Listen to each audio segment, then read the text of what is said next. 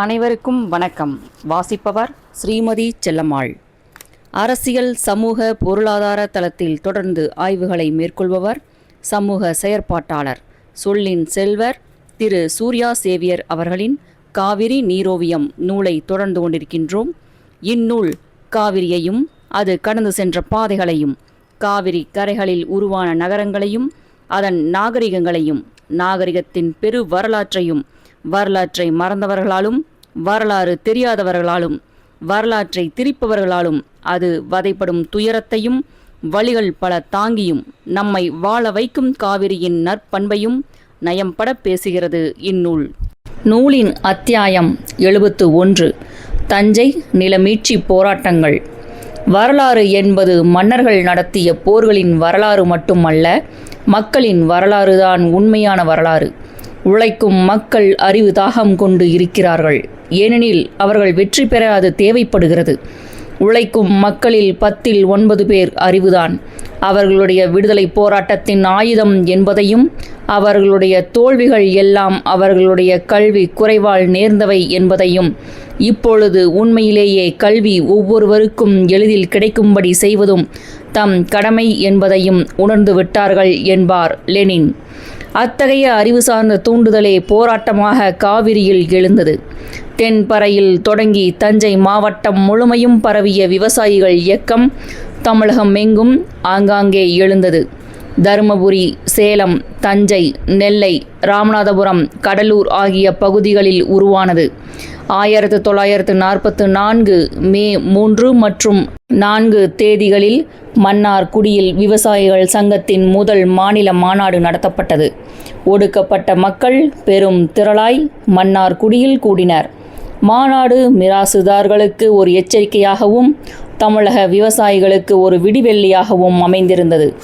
உலக யுத்தத்தின் அழிவால் ஏற்பட்ட உணவு பஞ்சத்திற்கு எதிராக அனைத்து உழைக்கும் மக்களுக்கும் உண்ண உணவு, உடுத்த உடை, விளக்கு எரிக்க எண்ணெய் ஆகியவற்றை பங்கீட்டு முறையில் வழங்கிடவும், உணவு தானிய பதுக்களை வெளிக்கொணரவும், தரிசாக கிடைக்கும் நிலங்களை பயிரிட்டு உற்பத்தியை பெருக்கவும், பாசன வசதிகளை ஒழுங்குபடுத்தவும், விவசாயிகளுக்கு உரமும் உளவடை கருவிகளும் கடனும் கொடுக்க வேண்டுமென பெரும் முழக்கம் எழுப்பப்பட்டது.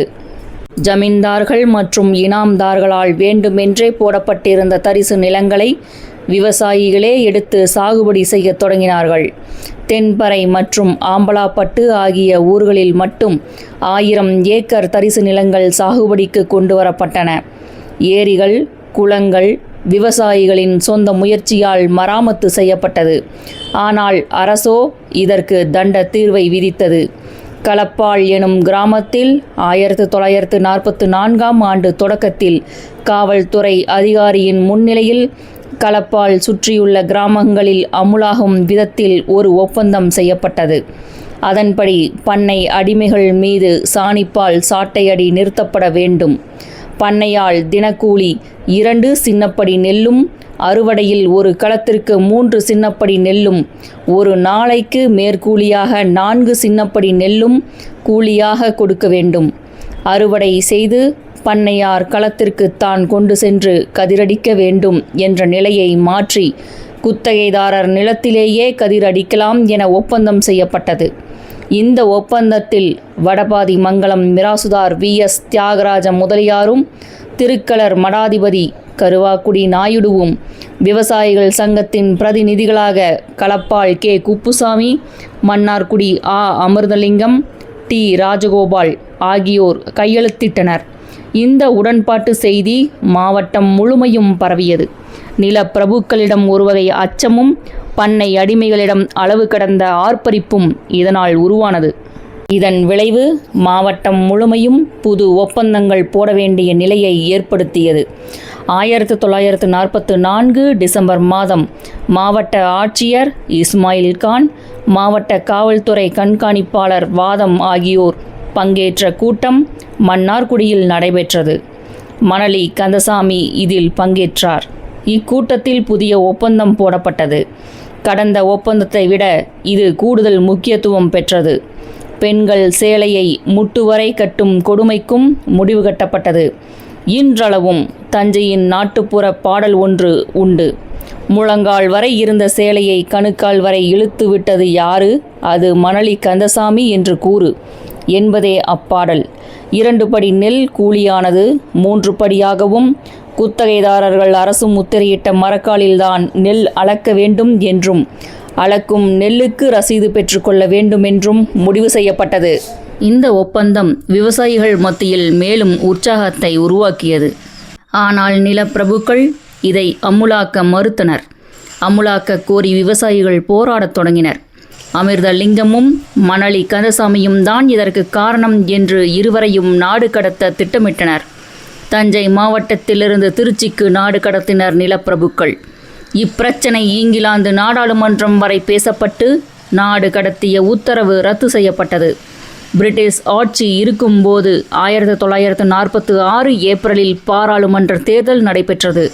இத்தேர்தலில் பட்டதாரிகள் மற்றும் பட்டாதாரர்கள் மட்டுமே வாக்களிக்க முடியும்.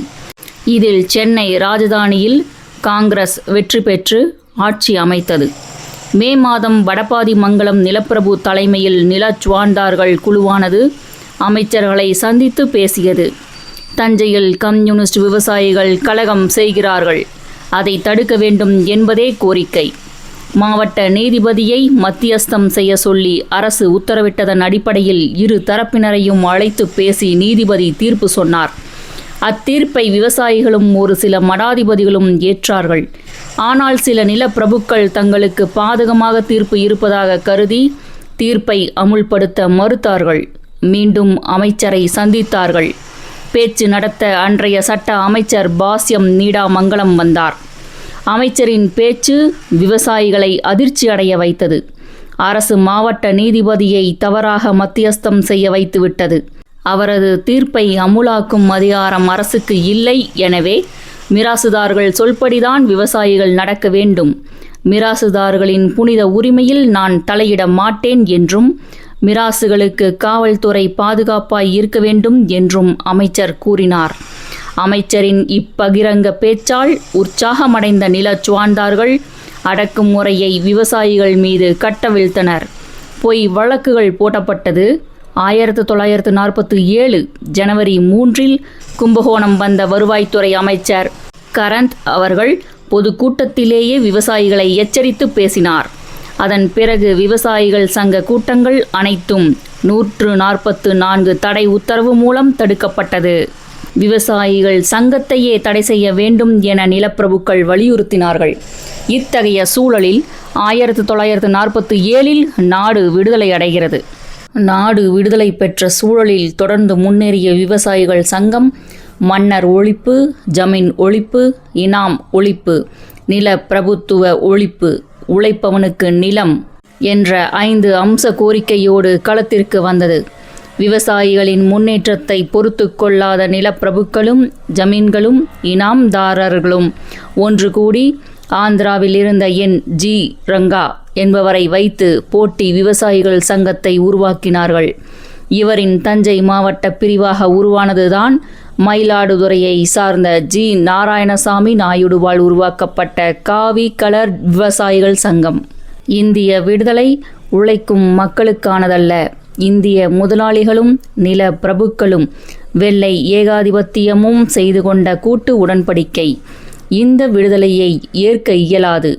ஆயுதம் தாங்கிய போராட்டத்தை நடத்தி தொழிலாளி வர்க்கத்தின் ஆட்சியை ஏற்படுத்த வேண்டுமென 1948 கல்கத்தாவில் கூடிய இந்திய கம்யூனிஸ்ட் கட்சியின் அகில இந்திய மாநாடு முடிவு செய்தது. இந்திய பொது உடைமை இயக்கம் எடுத்த இம்முடிவால் பிரதமர் நேரு தலைமையிலான காங்கிரஸ் அரசு 1948 இந்தியாவில் கம்யூனிஸ்ட் கட்சியை தடை செய்தது. இந்த தடையானது 1951 வரை 4 ஆண்டு காலம் நீடித்தது. இதனால் பொது உடைமை இயக்க தலைவர்கள் ஆயிரக்கணக்கில் கைது செய்யப்பட்டு சிறை சாலைகளுக்கு அனுப்பப்பட்டனர். கொடும் சித்திரவதை நடந்தது. பலர் கொல்லப்பட்டனர். பலர் தலைமறைவானார்கள். பல்வேறு சதி வழக்குகள் போடப்பட்டது. தமிழகத்திலும் இதே நிலைதான் நீடித்தது. விவசாயிகள் சங்கமும் தடை செய்யப்பட்டது. தஞ்சை மாவட்டத்திலும் ஏராளமான சதி வழக்குகள் போடப்பட்டன. மாயவரம் சதி வழக்கு, நாணலூர் சதி வழக்கு, காஞ்சிவாய் கலக வழக்கு, நெடும்பலம் கொள்ளை வழக்கு ஆம்பலாப்பட்டு சதி வழக்கு போன்றவை இதில் முக்கியமான வழக்குகளாகும். ஒவ்வொரு வழக்கிலும் 50 முதல் 100 பேர் வரை முக்கிய தலைவர்கள் சேர்க்கப்பட்டு போலீஸ் தேடுதல் வேட்டை நடைபெற்றது. 1948 ஏப்ரல் 13ஆம் தேதி தஞ்சை மாவட்ட காங்கிரஸ் செயலாளர் சீனிவாச ஐயர் மற்றும் வேதரத்தினம் பிள்ளை ஆகியோர் நாணலூர் கிராமத்தில் பல விவசாயிகள் சமூகத்தினரை பண்ணை வீட்டில் அடைத்து வைத்தார்கள். அவர்களை விடுவிக்க சென்றவர்கள் மீது போலீஸ் துப்பாக்கி சூடு நடத்தியது. நாணலூர் நடேசன் துப்பாக்கி சூட்டில் பலியானார். சுதந்திர இந்தியாவின் முதல் துப்பாக்கி சூட்டிற்கு பலியானவர் நாணலூர் நடேசன். அஞ்சான் என்பவரும் அடுத்த சில தினங்களில் கொல்லப்பட்டார். இவ்வழக்கில் சேர்க்கப்பட்ட கே. வைரன், கெழுகத்தூர் காத்தன் ஆகிய இருவரும் சிறையில் கொல்லப்பட்டார்கள். விவசாயிகள் இயக்கத்தை முன்னின்று நடத்திய 35 வயதே நிரம்பிய களப்பால் குப்பு 1948 ஏப்ரல் 18 திருச்சி சிறையில் விஷம் கொடுத்து கொல்லப்பட்டார். இதேபோல் பட்டுக்கோட்டை நாட்டு சாலையில் 25 வயது நிரம்பிய சிவராமன், ஒரத்தநாடு வட்டம் வடசேரியில் பிடிபட்ட 22 வயதான ஆம்பலாப்பட்டு ஆறுமுகம், 30 வயது நிரம்பிய வாட்டாக்குடி இரணியன் ஆகியோர் 1950ஆம் ஆண்டு சுட்டுக் கொல்லப்பட்டனர். தஞ்சை மாவட்டத்தின் கிராமங்கள் அனைத்தும் போலீஸ் முகாம்களாக மாறியது. ஒடுக்கப்பட்ட மக்களின் வாழ்விடங்கள் குறிவைத்து தாக்கப்பட்டது. பொருட்கள் சூறையாடப்பட்டன. ஏழை விவசாயிகளை கையை பின்புறமாக கட்டி கருங்கல் ஜல்லி போட்ட சாலையில் முழங்காலால் நடக்க வைத்தார்கள். சாலைகள் எங்கும் இரத்தம் வழிந்தோடியது. சாமியப்ப முதலியார் என்பவருக்கு சொந்தமான சிறுகளத்தூர் கிராமச்சேரி தரைமட்டமாக்கப்பட்டு மக்களின் வாழ்விடங்கள் அனைத்தும் வாழை தோட்டங்களாக மாற்றப்பட்டது. 1948 ஜமீன் மற்றும் இனாம் ஒழிப்பு சட்டங்கள் குத்தகை விவசாயிகளுக்கு பாதகமாக அமைந்தது. ஜமீன் நிலங்கள் என்பது அவர்களுடைய பூர்வீக சொத்தோ, உழைத்து சம்பாதித்த சொத்தோ, விலை கொடுத்து வாங்கிய சொத்தோ அல்ல. வரி வசூலுக்காக பிரிட்டிஷ் அரசு கொடுத்த நிலங்களே. ஜமீன் ஒழிக்கப்பட்டு அதில் உழைக்கும் விவசாயிகளுக்கு நிலம் உரிமையாக்கப்பட வேண்டும் என்பதே நீண்டகால கோரிக்கையாக இருந்தது. ஜமீன் ஒழிப்புச் சட்டம் இதை செய்யாமல் ரயத்வாரி முறைக்கு மாற்றப்பட்டது. ரயத்து என்றால் உழவன் என பொருள். உழுபவனிடமிருந்து அரசு நேரடியாக வரி வசூலிக்கும் முறையே ரயத்வாரி முறை. ஜமீன் ஒழிப்பு என்ற பெயரால் அவர்களுக்கு இழப்பீட்டுத் தொகையும் கொடுத்து, அவர்கள் எவ்வளவு நிலம் வைத்துக்கொள்ள விரும்புகிறார்களோ அதையும் கொடுத்து, எஞ்சியிருப்பதை விவசாயிகளுக்கு கொடுக்க ஏற்பாடு செய்தார்கள். ரயத்வாரி முறை மூலம் நிலங்களை விற்கும் உரிமையும் ஜமீன்களுக்கு போனது. இதேபோல் இனாம் ஒழிப்பு சட்டத்திலும் திருகுத்தாள வேலையை செய்தார்கள். இனாம் 3 பிரிவாக இருந்தது. மேஜர் இனாம், மைனர் இனாம், சர்வீஸ் இனாம் என பெயர் வைத்தார்கள். இதில் மேஜர் இனாம் சொத்துகள் ரயத்வாரி முறைக்கு மாற்றப்பட்டன. மைனர் இனாமும் சர்வீஸ் இனாமும் இனாம் ஒழிப்புச் சட்டத்தில் சேர்க்கப்படவில்லை. மேஜர் இனாமிலும் கூட யார் அனுபவத்தில் இருந்தது என கேள்வி கேட்டு அவர்களுக்கே பட்டா போட்டு கொடுத்தார்கள். இதனால் அதில் உழைத்த விவசாயிகளுக்கு நிலம் உரிமையாகவில்லை. இனாம்தாரருக்கே மீண்டும் நிலம் உரிமையானது. இதனால் குத்தகை விவசாயிகள் நிலத்திலிருந்து வெளியேறும் சூழலை உருவாக்கினார்கள். இதோடு நிலச்சுவான்தார்களால் உருவாக்கப்பட்ட நாராயணசுவாமி நாயுடுவின் காவி கலர் விவசாயிகள் சங்கத்தின் மூலம் 1948 அக்டோபர் 28 மயிலாடுதுறையில் ஒரு ஒப்பந்தம் செய்தார்கள். இது விவசாயிகளின் உரிமையை பறிப்பதாக அமைந்தது. கடும் அடக்குமுறைகள் 4 ஆண்டு காலம் தொடர்ந்த நிலையில் 1951ஆம் ஆண்டு குடியரசு தினத்திற்கு பிறகு பொது உடைமை இயக்கத்திற்கான தடை நீக்கப்பட்டது. ஆனால் பலர் மீதான சதி வழக்குகளால் சிறையிலேயே இருந்தனர். தடை நீக்கப்பட்ட பிறகு 1951 அக்டோபரில் சீர்காழி அருகே வள்ளுவக்குடி எனும் கிராமத்தில் விவசாயிகள் சங்க தலைவர்கள் கூடினர். 1952 இந்தியாவில் நடைபெற இருக்கும் நாடாளுமன்ற சட்டமன்ற தேர்தலில் போட்டியிட்டு காங்கிரஸையும் நிலப்பிரபுக்களையும் தோற்கடிப்பது என முடிவு செய்தார்கள். தேர்தல் நடைபெற்று முடிவுகள் அறிவிக்கப்பட்டது. தஞ்சை மாவட்டத்தில் 19 தொகுதிகளில் 10 தொகுதிகளில் விவசாயிகள் வெற்றி பெற்றார்கள். பல நில உடைமையாளர்கள் தோல்வியுற்றனர். இது 4 ஆண்டு காலம் ரத்தம் சிந்திய ஏழை விவசாயிகளின் வெற்றியாகவே பார்க்கப்பட்டது. ஆட்சி அமைக்க தேவையான எண்ணிக்கை இல்லாமல் மைனாரிட்டியாக இருந்த காங்கிரஸ் மாணிக்கவேலர் என்பவரால் காங்கிரஸை எதிர்த்து போட்டியிட்ட காமன்வெல்த் கட்சிக்கும், உழைப்பாளர் கட்சி என்ற பெயரில் காங்கிரஸை எதிர்த்த ராமசாமி படையாட்சி கட்சிக்கும் மந்திரி பதவிகளை கொடுத்து தனது பலத்தை உயர்த்தி ஆட்சி அமைத்தது. இந்த ஆட்சி நிலப்பிரபுக்களின் முழு ஆதரவோடு இருந்தது. இதனால் விவசாயிகள் கலங்கிடவில்லை, போராட்டங்களை தொடர்ந்தனர். 1952 ஆகஸ்ட் 1ஆம் தேதி 2 லட்சம் விவசாயிகள் பங்கேற்ற நில வெளியேற்ற எதிர்ப்பு மாநாடு திருத்துறைப்பூண்டியில் நடைபெற்றது. இம்மாநாடு முக்கிய முடிவு ஒன்றை அறிவித்தது. விவசாயிகள் தனித்தனியாக நிலத்தில் ஏர் உழாமல் கூட்டம் கூட்டமாக ஓரிடத்தில் திரண்டு ஏர் உழ தீர்மானித்தது. நில பிரபுக்களை நிலத்தில் இறங்கவிடாமல் கும்பல் கும்பலாக மாவட்டத்தின் பல்வேறு பகுதிகளில் விவசாயிகள் ஏர் பூட்டினர். தஞ்சை விவசாயிகளை பேய் பிடித்திருக்கிறது என விமர்சித்தார் அன்றைய முதல்வர் ராஜாஜி. 1952 ஆகஸ்ட் 20ஆம் தேதி தஞ்சை மாவட்டத்திற்கென தனியாக ஒரு அவசர சட்டத்தை அன்றைய மாநில அரசு பிறப்பித்தது. அதற்கு தஞ்சாவூர் பண்ணாயாழ் சாகுபடிதாரர் பாதுகாப்பு சட்டம் என்று பெயர்.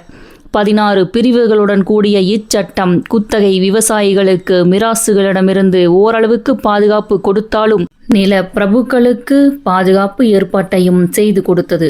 இச்சட்டத்தில்தான் குத்தகை விவசாயிகளுக்கு 40% நில சுவான்தாருக்கு 60% என்று இருந்தது.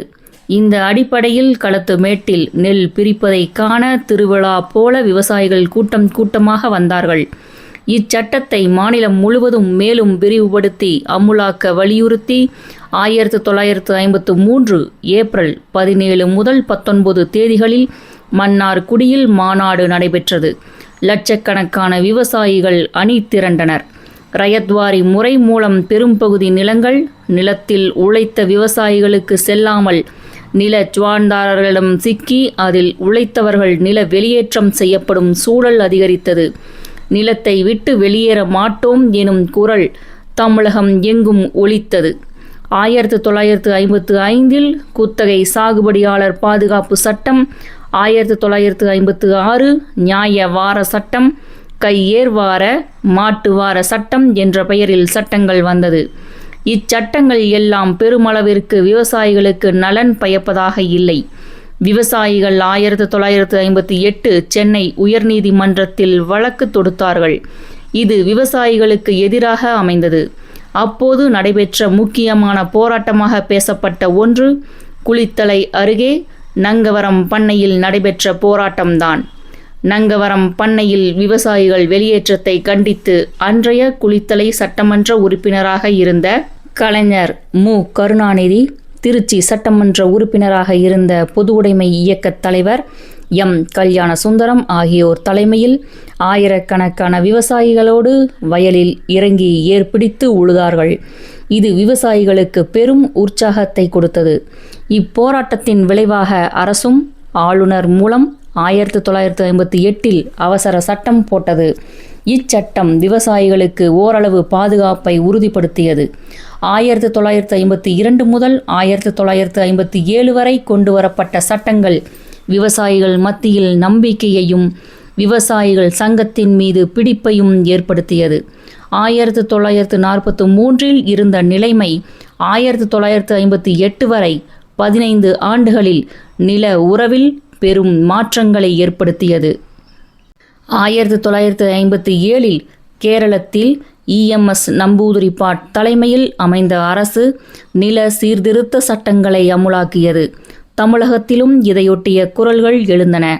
1960 ஏப்ரல் 6 தமிழக சட்டமன்றத்தில் நில உடைமைக்கு உச்சவரம்பு நிர்ணயிக்கும் சட்ட முன்வடிவு தாக்கல் செய்யப்பட்டது. ஆய்வு குழுவிற்கு அனுப்பி வைக்கப்பட்டு 1961 ஆகஸ்ட் 18 ஆய்வு குழுவின் பரிந்துரையோடு 8 அத்தியாயங்கள் 112 பிரிவுகளாக சட்டமன்றத்தில் தாக்கல் செய்யப்பட்டது. 5 நபர்கள் கொண்ட குடும்பம் 30 ஸ்டாண்டர்ட் ஏக்கர் வைத்துக் கொள்வதோடு மேலும் ஒவ்வொருவரும் 5 ஸ்டாண்டர்ட் ஏக்கர் வீதம் 60 ஸ்டாண்டர்ட் ஏக்கர் வைத்துக் கொள்ளலாம் என கூறியது. ஸ்டாண்டர்ட் ஏக்கர் என்பது அடிப்படை நிலவரி 10 ரூபாய் அளவிற்கு எவ்வளவு நிலம் வருகிறதோ அது ஒரு ஸ்டாண்டர்ட் ஏக்கர் என அரசு தரப்பில் விளக்கம் சொல்லப்பட்டது. அப்படி ஒரு குடும்பமோ அல்லது தனிநபரோ 300 ரூபாய் நிலவரி செலுத்தப்படும் பிரதேசம் உச்சவரம்பாக கொள்ளலாம். அதிகபட்சமாக 600 ரூபாய் செலுத்தக்கூடிய நிலப்பரப்பை தம்முடைய கையிலேயே வைத்துக் கொள்ளலாம் என்றும் கூறியது. 1970இல் திருத்தப்பட்டு 30 ஸ்டாண்டர்ட் ஏக்கர் 15 ஏக்கராக குறைக்கப்பட்டது. இது மறுபடியும் 1972இல் திருத்தப்பட்டது. நில சீர்திருத்த சட்டத்தில் உள்ள குறைபாடுகளை பயன்படுத்தி பினாமி உடைமை மாற்றங்களை செய்யும் நடவடிக்கைகளை தடுக்கும் வகையில் பினாமி மாற்று தடுப்பு சட்டம் 1988இல் தமிழ்நாடு அரசால் இயற்றப்பட்டது. இது பினாமி மாற்றங்களை கிரிமினல் குற்றமாக அறிவித்து அத்தகைய பினாமி மாற்றங்களுக்கு 3 ஆண்டு வரை சிறை தண்டனை விதித்துள்ளது.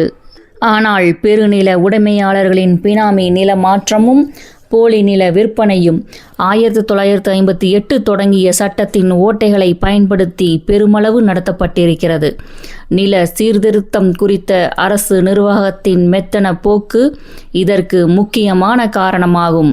அத்தகைய பினாமி நில மாற்றங்களை கண்டறிய அரசியல் சாசனத்திலேயே தகுந்த திருத்தங்கள் செய்யப்பட வேண்டும்.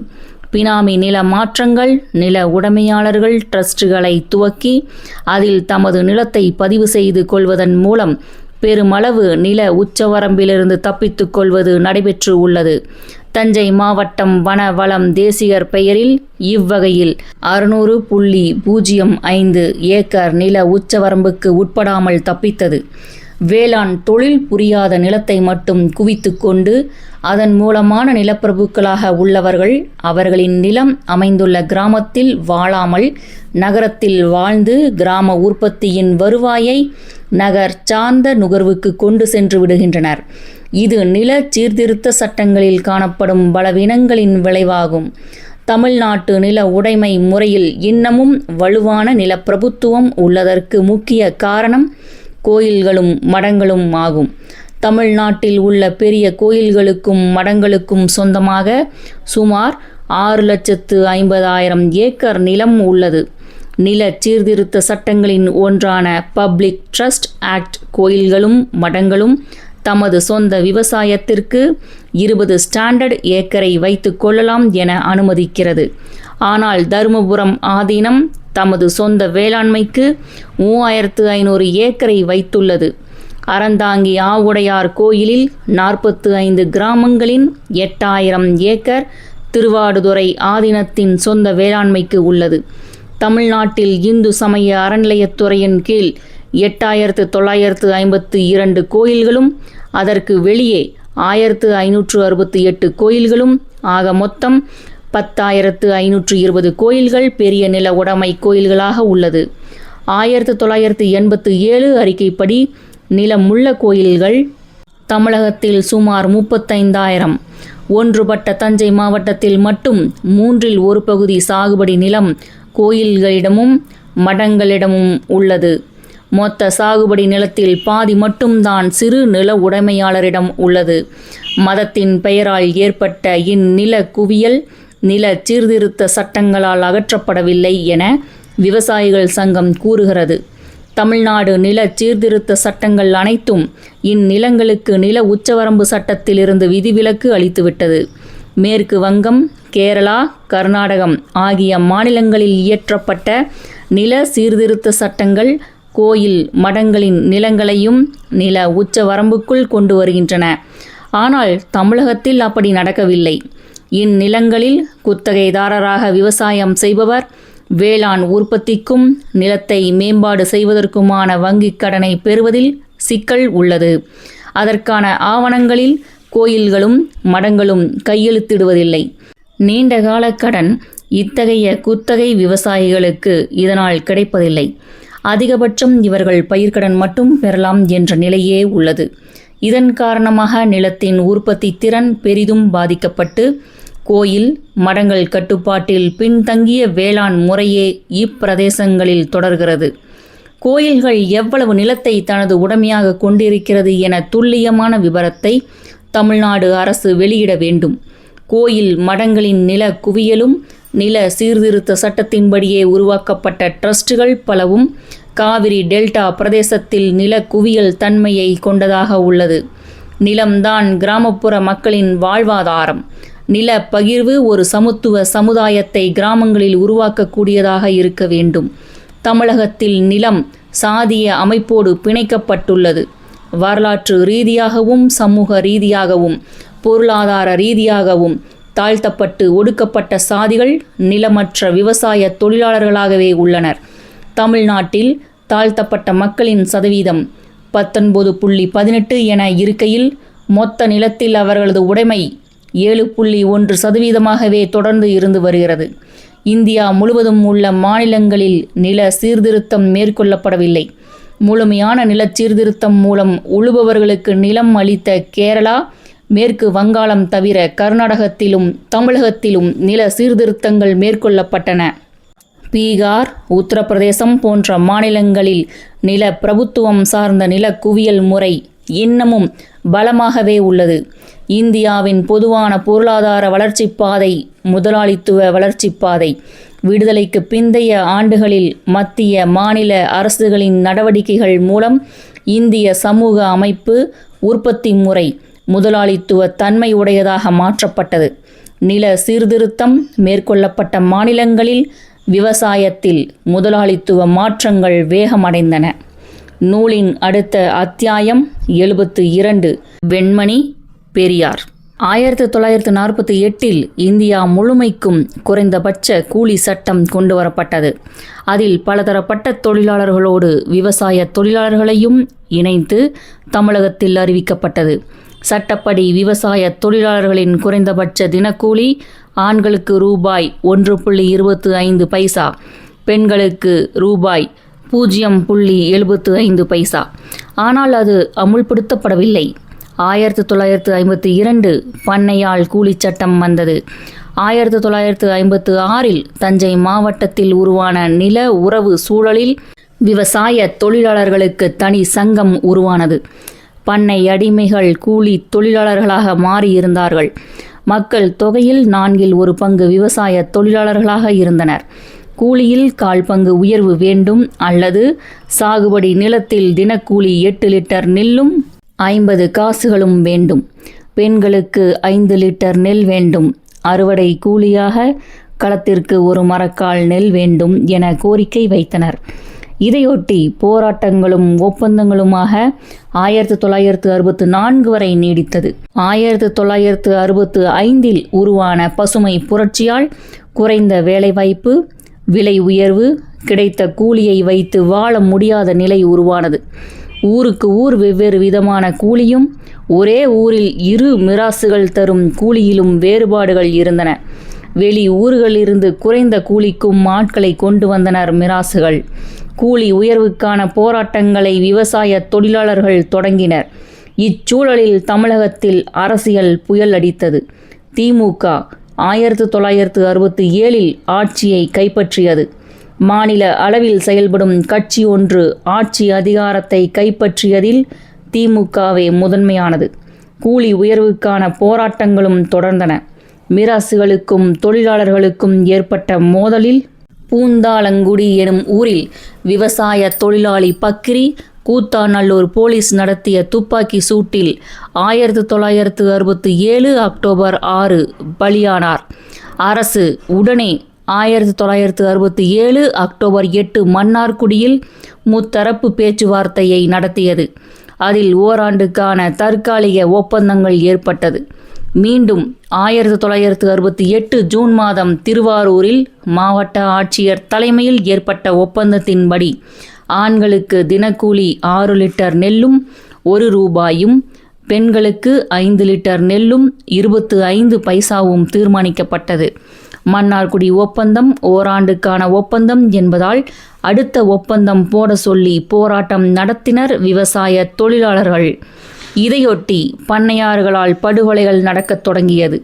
இரிஞ்சூர் சின்னப்பிள்ளை, கேக்கரை ராமச்சந்திரன், சிக்கல் பக்கிரிசாமி ஆகிய விவசாய தொழிலாளர்கள் அடுத்தடுத்து வெட்டி படுகொலை செய்யப்பட்டனர். திருவாரூரில் போடப்பட்ட முத்தரப்பு ஒப்பந்தத்திற்கு பிறகு தஞ்சை மாவட்ட நெல் உற்பத்தியாளர்கள் சங்கத்தின் தலைமை பொறுப்பு இரிஞ்சூர் கோபாலகிருஷ்ண நாயுடுவுக்கு சென்றது. ஒருபுறம் செங்கொடி சங்கங்கள் வலுப்பெற்று கொண்டிருக்க, மறுபுறம் எதிரிகளும் ஒன்று கூடி கொண்டு இருக்கிறார்கள். இந்த நிகழ்ச்சிகளின் வேகமான வளர்ச்சி போக்குகளில் வாழ்வா சாவா எனும் கட்டத்தில் வெண்மணியில் பிரச்சனை வெடிக்கிறது. இது சாதிய, பொருளாதார மற்றும் தொடர் போராட்டங்களால் வெவ்வேறு அணிகளாக பிரிந்தவர்களுக்கு இடையில் நடந்த உச்சக்கட்ட போராட்டம். விவசாய தொழிலாளர் சங்கம் இருப்பதால் தான் விவசாய தொழிலாளிகள் துணிந்து நிற்கிறார்கள் என சங்கத்தை ஒழித்து கட்ட நினைத்தனர். சங்கத்தில் இருந்த தொழிலாளர்களை தாக்குவதும், சங்கத்தில் இருப்பவர்களுக்கு வேலை தர மறுத்து சங்கத்தை அடக்கி ஒடுக்கி விடலாம் எனவும் நினைத்தனர். நாகை வட்டார நில பிரபுக்கள் தலைமையில் நெல் உற்பத்தியாளர் சங்கத்தை ஏற்படுத்தினர். அதன் மூலம் உள்ளூர் விவசாய தொழிலாளர்களை பணிய வைக்க வெளியூர் விவசாய தொழிலாளர்களை வரவழைத்தனர். நிலச்சுவான்தார்களுக்கும் விவசாய தொழிலாளர்களுக்கும் இடையே அவ்வப்போது சச்சரவுகள் தொடர்ந்தவாறே இருந்தது. நிலச்சுவான்தார்களின் தலைமையில் உருவாக்கப்பட்ட சங்கத்தில் விவசாயிகள் சங்கத்தை சேர்ந்த சில முக்கிய உறுப்பினர்களை கொல்லும்படி சதித்திட்டம் தீட்டப்பட்டது. நிலைமை மோசமாக போய்கொண்டிருந்த நேரத்தில்தான் 25/12/1968 அன்று மாலை 5 மணி அளவில் வெண்மணி கிராமத்தைச் சேர்ந்த முத்துசாமி, கணபதி என்ற 2 தாழ்த்தப்பட்ட விவசாய தொழிலாளர்களை மிராசுதாரர் சவரிராஜ் நாயுடு வீட்டில் கட்டி வைத்து அடித்து உதைத்து கொண்டிருக்கிறார்கள் என்பதை கேள்விப்பட்ட விவசாய தொழிலாளர்கள் ஒன்று கூடி நிலச்சுவான்தார் சவரிராஜ் நாயுடு வீட்டுக்கு வந்து முத்துசாமி, கணபதியின் கட்டை அவிழ்த்து அழைத்து சென்றனர். அப்போது நிலச்சுவான்தார் ஆட்களுக்கும் விவசாய தொழிலாளர்களுக்கும் இடையிலும் வாக்குவாதம் ஏற்பட்டது. இச்சம்பவத்தை அறிந்த நிலச்சுவான்தார்கள் ஆத்திரம் கொண்டனர். நெல் உற்பத்தியாளர் சங்க தலைவர் இருஞ்சூர் கோபாலகிருஷ்ண நாயுடு துப்பாக்கியுடனும் அடியாட்களோடும் வெண்மணி கிராமத்திற்கு சென்றார். கீழ் வெண்மணி கிராமத்திற்குள் நுழைந்தவுடன் கண்ணில் தென்பட்ட விவசாய தொழிலாளர்களை காட்டில் மிருகங்களை வேட்டையாடுவதைப் போல கண்ணில் பட்டவர்கள் மீதெல்லாம் துப்பாக்கி சூடு நடத்தினர். தற்காப்புக்காக விவசாய தொழிலாளர்களும் திருப்பி தாக்கினர். இதில் பக்கீர்சாமி என்பவர் கொல்லப்பட்டார். துப்பாக்கி தாக்குதலில் பல தொழிலாளர்களுக்கு உடலில் குண்டுகள் பாய்ந்தன. தங்களால் துப்பாக்கி தாக்குதல்களுக்கு ஈடு கொடுக்க முடியாது என்பதை உணர்ந்த விவசாய தொழிலாளர்கள் ஓடினர். தப்பித்து ஓட முடியாத குழந்தைகள், பெண்கள், சில முதியவர்கள் கலவரம் நடந்த தெருவின் கடைசியாக இருந்த ராமையா என்பவரின் குடிசைக்குள் பாதுகாப்புக்காக புகுந்தனர். 8 அடி நீளம் 5 அடி அகலமும் உள்ள சிறிய குடிசைக்குள் புகுந்தனர். ஆத்திரம் அடங்காத கோபாலகிருஷ்ண நாயுடு குடிசையின் கதவை பூட்டி தீ வைக்கும்படி அடியாட்களிடம் கட்டளையிட்டார். அதன்படி குடிசையின் கதவு அடைக்கப்பட்டு தீ வைக்கப்பட்டது. குடிசைக்குள் இருந்தவர்கள் மரண பயத்தில் கதறினர். குடிசை தீயில் பற்றி எரிந்தது. தீயின் வெப்பத்தை தாங்க முடியாமல் மக்கள் வெளியே வந்துவிடக்கூடும் என அடியாட்கள் சுற்றி நின்று கொண்டிருந்தனர். இருப்பினும் குடிசையில் இருந்து 6 பேர் வெளியே ஓடி வந்திருக்கிறார்கள். அதில் 2 பேர் பிடிபட்டு மீண்டும் குடிசைக்குள் தூக்கி எறியப்பட்டார்கள். ஒரு தாய் தனது 1 வயது குழந்தையை நெருப்பிலிருந்து காப்பாற்ற வெளியே வீசினாள். பாதகர்களோ குழந்தை என்றும் பார்க்காமல் மீண்டும் குடிசைக்குள்ளே தூக்கி எறிந்தார்கள். இக்காட்சிகளை வெளியிலிருந்து பார்த்து கொண்டிருந்த 3 சிறு குழந்தைகளும் பயத்தில் கத்தின. அவர்களையும் தூக்கி நெருப்பில் போட்டது வன்முறை கூட்டம். பெருங்கூச்சலும் மரண ஓலமும் வெகு நேரத்திற்கு பின்பே அடங்கியது. சம்பவம் நடைபெற்ற அன்றிரவு 8 மணிக்கு கீழ்வேளூர் காவல் நிலையத்திற்கு தகவல் தெரிவிக்கப்பட்டது. காவல்துறையினர் புகாருக்கு முக்கியத்துவம் கொடுக்கவில்லை. இரவு 12 மணிக்கே காவல்துறையினர் வந்தனர். கனன்று கொண்டிருந்த குடிசையின் உள்ளே பார்த்தபோது மனித உயிர்கள் கருகி தீச்சுவாலைகள் சதைகளை சாம்பலாக்கி இருந்தன. இரவு 2 மணிக்கு தீயணைப்பு படை வந்தது. மறுநாள் காலை 10 மணியளவில் எரிந்து சாம்பலாகி போயிருந்த குடிசையின் கதவு திறக்கப்பட்டது. மிக சிறிய குடிசைக்குள் கருகிய நிலையில் 44 மனித உடல்களை எண்ண முடியாத அளவில் எலும்பும் சாம்பல் குவியலுமாய் கிடந்தது. மாதாம்பாள் என்ற 25 வயது பெண் தனது குழந்தை தீயில் கருகிவிடக் கூடாதே என இறுக்கி அணைத்தபடி குழந்தையோடு கருகி பிணமான பின்னும் அவளுக்குள் குழந்தையை பாதுகாப்பாக வைத்திருப்பதாக நினைத்தபடி இறந்து போய் இருந்த காட்சியும், குழந்தை தாயின் மார்பில் வாய் வைத்தபடி இறந்து கிடந்த காட்சி பார்ப்பவர்கள் நெஞ்சை உறைய வைத்தது. ஒரே இடத்தில் 2 கர்ப்பிணிகள் உள்ளிட்ட 20 பெண்கள், 13 வயதுக்கு உட்பட்ட 19 குழந்தைகள். படிப்பதற்கு வார்த்தைகளே வரவில்லை. நெஞ்சம் குமுறுகிறது. 5 ஆண்கள் என மொத்தம் 44 பேர் கதற கதற நெருப்பில் எரிந்து சாம்பலானார்கள். எரித்து கொல்லப்பட்டவர்களின் பட்டியல் தகவல் பலகையில் காட்டப்பட்டுள்ளது. விவசாய தொழிலாளர்களே தங்கள் பெண்டு பிள்ளைகளை இச்சிறு அறையில் தள்ளி வெளியில் தாழ்பாலிட்டு கொன்றனர் என நிலச்சுவார்ந்தார்கள் மீது ஆத்திரம் ஏற்படாமல் இருக்க தந்திரமாக வார்த்தைகள் கையாளப்பட்டு ஊடகங்களில் செய்தி வர செய்தனர். நெருப்புக்கு இரையாக்கப்பட்டதற்கு காரணம் சொன்ன நிலச்சுவார்ந்தார்களுக்கு துப்பாக்கி சூட்டில் காயமுற்ற 11 விவசாய தொழிலாளிகளுக்கு என்ன காரணத்தை சொல்ல முடிந்தது? மிக கொடுமையாக நடந்த இப்படுகொலையில் முக்கிய குற்றவாளியான கோபாலகிருஷ்ண நாயுடுவுக்கு 1970 நாகப்பட்டினம் அமர்வு நீதிபதி குப்பண்ணம் முதலியார் 10 ஆண்டுகள் கடுங்காவல் சிறை தண்டனை விதித்தார். இத்தீர்ப்புக்கு எதிராக கோபாலகிருஷ்ண நாயுடு சென்னை உயர்நீதிமன்றத்தில் நிரபராதி என மேல்முறையீடு செய்தார். 4 வருடங்கள் 3 மாதங்களாக விசாரணையில் இருந்த வழக்கிற்கு 1975 ஏப்ரல் 6ஆம் தேதி தீர்ப்பு சொல்லப்பட்டது. சென்னை உயர்நீதிமன்ற நீதிபதியாக இருந்த மகராஜன் கோபாலகிருஷ்ண நாயுடு மீது எந்த குற்றமும் நிரூபிக்கப்படவில்லை என கூறி விடுதலை செய்வதாக தீர்ப்பளித்தார். Upon the consideration of the evidence on record, the judges felt constrained to hold that the prosecution had failed to bring home the guilt of any of them and consequently acquitted them. They said that the intrinsic infirmities in the prosecution evidence prevented them from convicting the persons who were probable innocent. The Hindu. பதிவான சாட்சியங்களை பரிசீலித்ததில் குற்றவாளிகள் மீது குற்றத்தை நிரூபிக்க வாதிகள் தரப்பில் prosecution தரப்பில் தவறிவிட்டதாக நீதிபதிகள் முடிவுக்கு வரவேண்டி இருப்பதாக உணர்கிறார்கள். இதன் காரணமாக பிரதிவாதிகள் அனைவரையும் விடுதலை செய்கிறோம். ப்ராசிக்யூஷன் தரப்பு சாட்சிகளில் உள்ளடங்கிய குறைபாடுகள் இருப்பதால் நிரபராதிகளாக உள்ள நபர்கள் தண்டிக்கப்பட்டு விடாமல் தடுக்கப்பட்டிருக்கிறோம். இந்து. மேலும் கார் நிலம் உடைமை உள்ள பணக்காரர்கள் தாங்களே சென்று கொலை செய்திருப்பார்கள் என்பதை நம்ப முடியவில்லை என படு மோசமான கருத்தையும் நீதிபதி வெளியிட்டார். தமிழகம் முழுவதும் ஆவலாக எதிர்பார்க்கப்பட்ட தீர்ப்பு அதிர்ச்சியை கொடுப்பதாக இருந்தது. ஆதிக்கத்திற்கு ஆதரவாகவும் நீதிக்கு எதிராகவும் வழங்கப்பட்ட அநீதியை எதிர்த்து என்ன செய்வது?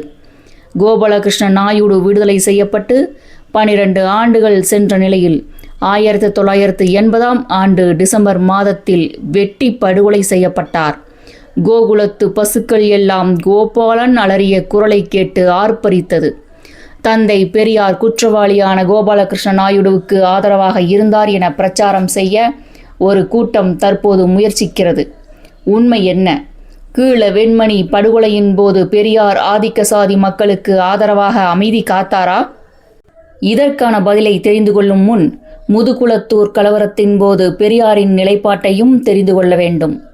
கலவர சூழல் குறைவதற்கு முத்துராமலிங்க தேவர் கைது செய்யப்பட வேண்டும் என வெளிப்படையாக ஆதிக்க சாதியினரை எதிர்த்து பாதிக்கப்பட்ட பட்டியல் சமூக மக்களுக்கு ஆதரவு அளித்தார் பெரியார். கீழ வெண்மணியில் திராவிட விவசாய தொழிற்சங்கம் என்ற அமைப்பு திராவிடர் கழக தோழர்களால் நடத்தப்பட்டு வந்தது. சாணிப்பால் சவுக்கால் அடித்தது போன்ற வன்கொடுமைகளை திராவிடர் கழகம் எதிர்த்தது. கம்யூனிஸ்டுகளும் எதிர்த்தனர். கூலி குத்தகை, அவர்களின் வாழ்க்கை தரம், அவர்களுக்கு கல்வி போதிப்பது என அனைத்து களங்களிலும் திராவிடர் விவசாய தொழிலாளர் சங்கம் இயங்கியது. அவர்களுக்கான கொள்கைகளை விளக்கி விடுதலை சார்பாக சிறிய புத்தகமும் வெளியிடப்பட்டது. ராஜாஜி ஆட்சி காலத்தில் தஞ்சை ஜில்லா பண்ணையாள் பாதுகாப்பு சட்டம் என்ற சட்டம் வருவதற்கு பெரியாரின் முயற்சிகளே பெரும் காரணமாக இருந்தது. பெரிய பாதுகாப்பாக பண்ணையாளுக்கு வந்தது. பெரியாரின் கோரிக்கையால் திராவிட விவசாய தொழிலாளர் சங்கத்தின் போராட்டத்தால் கிடைத்தது என விடுதலை எழுதியது. டிசம்பர் 25, 1968 இரவு கீழ் வெண்மணியில் கலவரம் நடந்தது.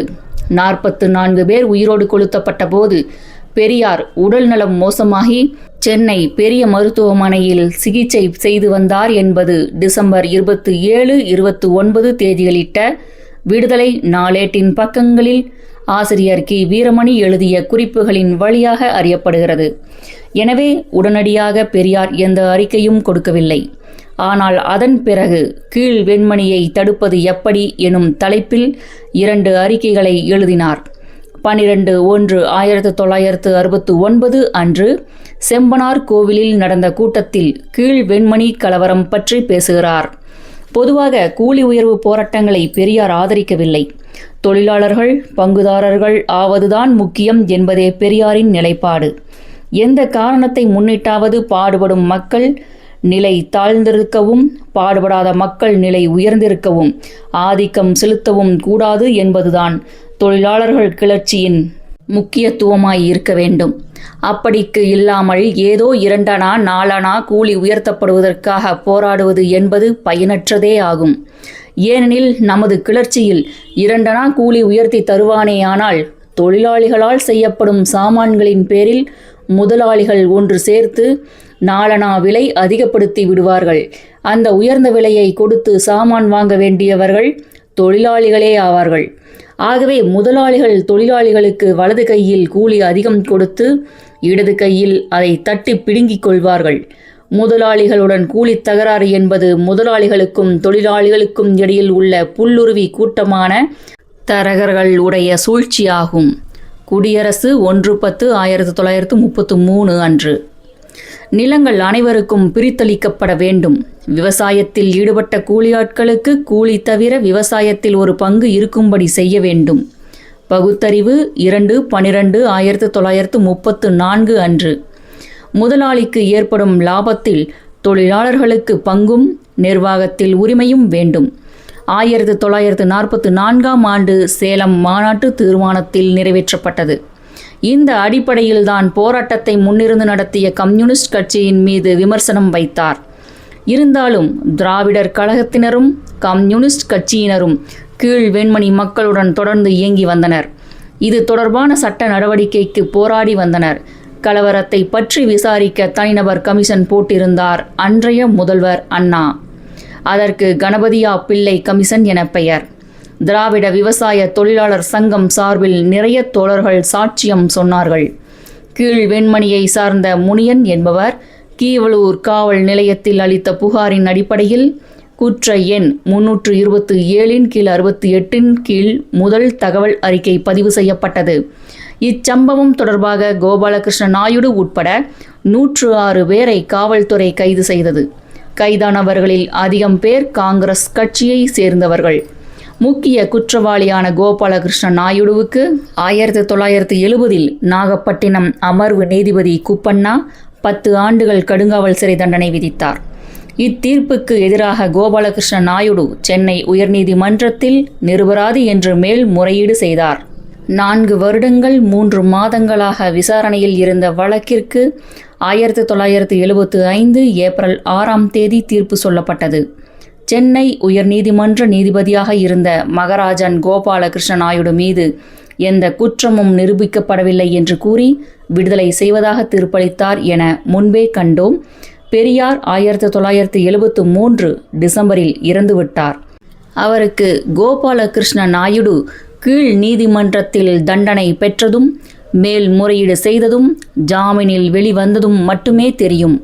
மேல்முறையீட்டு விடுதலை அவரின் மறைவுக்கு பின் தான் வந்தது.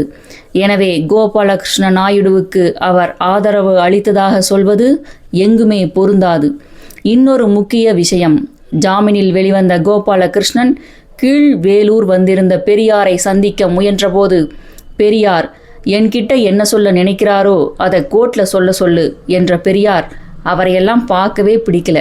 அவரை கண்ணால் பார்க்க விருப்பமில்லை, போக சொல்லு என கூறி சந்திக்க மறுத்துவிட்டார். இதை கணபதியா கமிஷனில் சாட்சியம் அளித்த நாகை SS பாட்சா பதிவு செய்துள்ளார். கோபாலகிருஷ்ண நாயுடு விடுதலையான சில ஆண்டுகளுக்கு பிறகு தியாகிகள் நினைவிடத்திற்கு அருகில் வெட்டி கொல்லப்பட்டார். அக்கொலை தொடர்பாக காவல்துறை 12 பேரை கைது செய்தது. அதில் காவலாக்குடி மதி உள்ளிட்ட 9 பேர் திராவிடர் கழகத்தை சேர்ந்தவர்கள். எனவே கலவரத்திற்கு முன்பும் பின்பும் திராவிடர் கழகமும் பெரியாரும் ஒருபோதும் ஆதிக்க சாதியினருக்கு ஆதரவாக இல்லை. தஞ்சை விவசாய தொழிலாளர்களை ஒன்று திரட்டுவதில் அப்போது பல்வேறு அமைப்புகள் செயல்பட்டது. பெரும்பான்மையான மக்கள் பொது உடைமை கட்சிகள் சார்ந்த அமைப்புகளிலேயே அணி திரண்டார்கள். இதன் உள்ளார்ந்த பொருள் யாதெனில், விவசாய தொழிலாளர்களாக இருந்த பெரும்பான்மை மக்கள் ஒடுக்கப்பட்டவர்களாகவும் நிலமற்றவர்களாகவும் இருந்தனர். சமூக கொடுமைக்கு எதிரான போராட்டத்தையும் பொருளியல் சுரண்டலுக்கு எதிரான போராட்டத்தையும் இணைத்து நடத்தப்பட்டதில்தான் இதன் வெற்றியும் அடங்கியிருந்தது. விவசாயம் என்பது ஓரளவுக்காவது விவசாயிகளை வாழ வைக்கும் தொழிலாக இருந்தது. ஒரு குடும்பம் 1 ஏக்கர் நிலத்தை வைத்துக்கொண்டு மரியாதையாக பிழைக்க முடிந்தது. தங்கள் பிள்ளைகளை படிக்க வைக்க முடிந்தது. ஆனால் கடந்த 75 ஆண்டுகளில் விவசாயிகளுக்கு எதிரான கொள்கைகளை இந்திய ஒன்றிய ஆட்சியாளர்கள் கடைபிடித்ததால் இன்று விவசாய தொழில் என்பது முற்றிலும் நலிவடைந்த தொழிலாக மாறிவிட்டது. விவசாயிகள் நிலத்தை நம்ப முடியாத நிலை வந்துவிட்டது. விவசாயிகள் தற்கொலை செய்கிறார்கள். இருக்கும் நிலத்தை விற்றுவிட்டு திருப்பூர் பனியன் தொழிற்சாலைகளுக்கு வேலைக்கு செல்கிறார்கள். குறிப்பாக காவிரி டெல்டா பாலைவனமாகும் அபாயம் உருவாகியுள்ளது. மேலும் இன்று ஒன்றிய அரசையும் கார்ப்பரேட் கம்பெனிகளின் கூட்டையும் எதிர்த்து இயக்கம் கட்ட வேண்டிய சூழல் உள்ளது. இச்சூழலில் ஒடுக்கப்பட்ட மக்கள் உள்ளிட்ட உழைக்கும் மக்கள் அனைவரும் பெருமளவு பாதிக்கப்படுகின்றனர். நிலத்துக்கும் மனிதனுக்குமான உறவு மகத்தானது. நமது நாட்டில் சாதி ஆதிக்கத்தை ஒழிக்க நில சீர்திருத்தத்தை பரவலாக்க வேண்டும். அதுவே ஒடுக்கப்பட்ட மக்களுக்கு ஒரு மாண்பை கொடுக்கும். கீழ் தஞ்சையின் நில உறவுகளும் நிலம் சார்ந்த போராட்டங்களையும் பார்த்தோம். நிலவியல் அடிப்படையில் கீழ் தஞ்சை பகுதி எப்படி இருக்கிறது எனும் விஞ்ஞான ஆய்வுகள் ஆச்சரியம் கொள்ள வைக்கிறது. அடுத்து மன்னார்குடி, திருத்துறைப்பூண்டி, முத்துப்பேட்டை, வேதாரண்யம், கோடியக்கரையின் நிலவியலை பார்க்கலாம். நூலின் இப்பகுதி இத்துடன் நிறைவடைகிறது. மேலும் மகாகவி பாரதியாருடன் பயணித்த திரு வ. ராமசாமி அவர்கள் எழுதிய பாரதியார் அவர்களின் வாழ்க்கை வரலாற்றை கூறும் மகாகவி பாரதியார் மற்றும் திரு மதன் அவர்கள் எழுதிய வந்தார்கள் வென்றார்கள், சமூக வரலாற்று ஆய்வாளர் திரு சே. திவான் அவர்கள் எழுதிய வர சொன்னார்கள் வந்தார்கள் வென்றார்கள் மற்றும் கவி பேரரசு திரு வைரமுத்து அவர்கள் எழுதிய தமிழாற்றுப்படை, எழுத்தாளர் திருமதி ரோண்டாபைன் அவர்கள் எழுதிய மாயாஜாலம், மகாபாரதத்தின் மாறுபட்ட பக்கங்களை கூறும் எழுத்தாளர் திரு எஸ். ராமகிருஷ்ணன் அவர்கள் எழுதிய உப பாண்டவம், மலையாள எழுத்தாளர் திரு ஆனந்த் நீலகண்டன் அவர்கள் எழுதிய அசுரன், வீழ்த்தப்பட்டவர்களின் வீர காவியம், ராவணன் மற்றும் அவனது இனத்தாரின் கதை, மேலும் பாரதியார் கவிதைகள், ஔவையார் இயற்றிய நல்வழி மற்றும் நீதி நூல்கள் பற்றிய வலையொலி குறும்படங்கள் ஒளிவடிவில் கேட்க ஸ்ரீமதி செல்லம்மாள் வலையொலி அலைவரிசையை பதிவு செய்யுங்கள். தமிழாற்றுப்படை மற்றும் மாயாஜாலம் நூல்களை ஸ்பாட்டிஃபை ஆப்பிலும் கேட்கலாம். ஸ்ரீமதி செல்லம்மாள் தொடர்வாள். நன்றி, வணக்கம்.